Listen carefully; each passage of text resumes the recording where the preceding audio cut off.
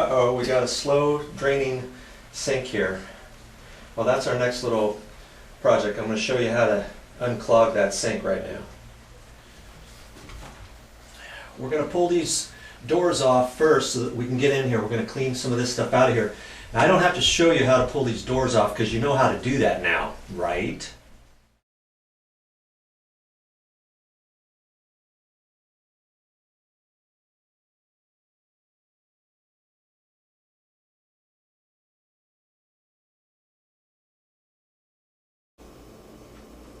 The last thing I want to show you on the cabinet door, these are the recessed hinges that we worked on. If you want to take the entire door off, you may wonder, how do you do that? You don't want to mess with these 4 screws. That won't do it. There's actually, you can't really see it, but on the very end of here, there's a little button. And you can push the button, or you might see another flip. It'll be something definitely different than a screw. I'm just going to push on it, and the door pops off, see? Like that. And you can do that to 2 hinges and pull the door out of the way if you're working underneath the cabinet, or if you need to tighten some screws or whatever, you want to get the door out of the way, you can do that. You push it back in and then you push it back, and there's a definite snap to it. So the door is all fine now. So just wanted to show you that little trick.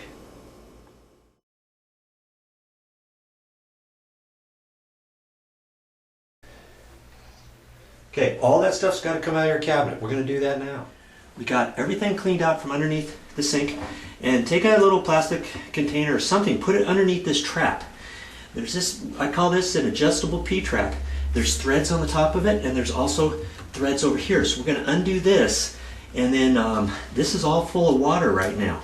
So when we take this out, it's going to drip. So make sure you have this plastic container underneath it so you don't get everything wet everywhere. That'll help reduce everything. Okay, so these are usually finger tight, or if they're not, I'll show you, we'll take some channel locks to it and loosen them up. Okay, you can try to loosen these. See, this one came off already, and usually they're hand tight, but if you can't do that, you're going to use a pair of channel locks. This is a nice pair of channel locks that I usually carry around with me. It's about, you can get ones bigger than this or smaller than this. This is like a medium size, and you can adjust it however you want. So you can take your channel locks, put it up here, and gently loosen this up. And once you get it loose, now you can do it by hand.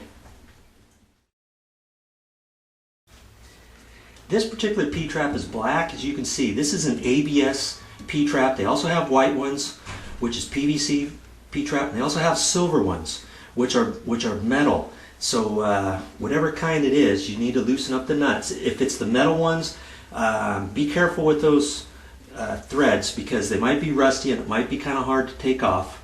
Use your channel locks on those for sure. Okay, so I'm going to loosen that up. Loosen this one up too.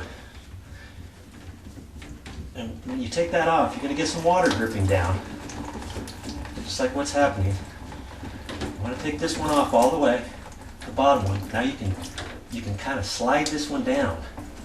You don't have to take that nut off all the way. Slide it off, dump the water in there.